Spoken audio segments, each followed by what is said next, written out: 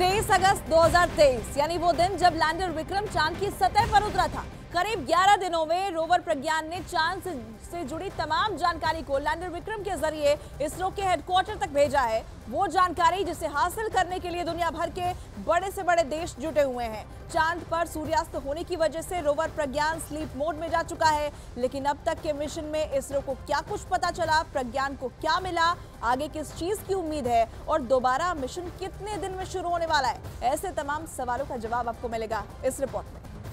Lander module चंद्रमा की सतह पे लैंड हो चुका है।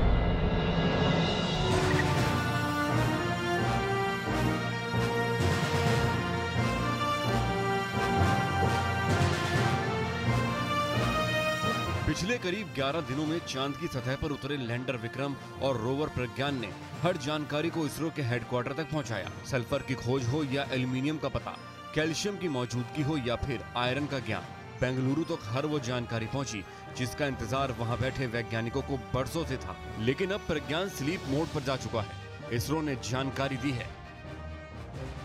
प्रज्ञान रोवर ने अपना काम पूरा कर लिया है। इसे अब सुरक्षित जगह पर स्लीप मोड में सेट किया गया है। इसमें लगे दोनों पेलोड APXS और LIBS अब बंद हैं। इन पेलोड से डेटा लैंडर के जरिए पृथ्वी तक पहुंचा दिया गया है। बैटरी पूरी तरह से चार्ज है। रोवर को ऐसी दिशा में रखा गया है कि 22 सितंबर 2023 को जब चांद पर अगला सूर्योदय होगा तो सूर्य का प्रकाश सौर पैनलों पर पड़ेगा। इसके रिसीवर को चालू रखा गया है। उम्मीद की जा रही है कि 22 सितंबर को ये फिर से काम करना शुरू करेगा। चांद पर अपनी करीब 11 दिन की जर्नी के बाद रोवर प्रज्ञान स्लीप मोड में है। ऐसा इसलिए क्योंकि वैज्ञानिकों के मुताबिक चंद्रमा पर 14 दिनों तक रात और 14 दिनों तक सूरज रहता है। 14 दिन की इन रातों में तापमान -200 के नीचे चला जाता है। ऐसे में प्रज्ञान की हिफाजत के लिए इसे स्लीप मोड में डालना जरूरी है।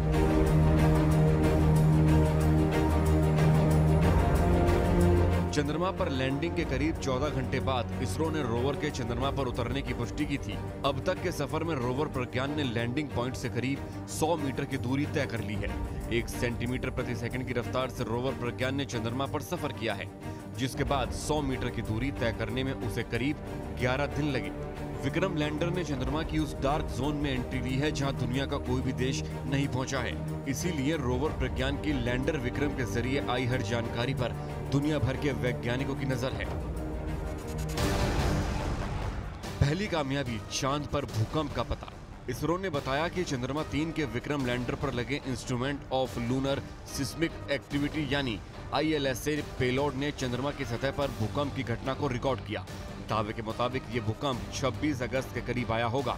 दूसरी कामयाबी, चांद पर सल्फर की पुष्टि। इसरो के मुताबिक रोवर प्रज्ञान के जरिए मिली जानकारी से चांद के साउथ पोल पर sulphur, aluminium, calcium, iron, chromium और टाइटेनियम के होने का पता लगा है। इसके अलावा चांद पर मैग्नीज, सिलिकॉन और ऑक्सीजन भी है। तीसरी कामयाबी, चांद पर प्लाज्मा मिला। इसरो के मुताबिक लैंडर विक्रम के जरिए उन्हें तमाम जानकारी हासिल हो रही है, जिसमें से एक साउथ पोल पर प्लाज्मा की खोज है। इसरो वैज्ञानिकों की माने तो लैंडर विक्रम में लगे रंभा LP ने चांद पर प्लाज्मा के होने की खोज की है। चौथी कामयाबी, साउथ पोल पर तापमान।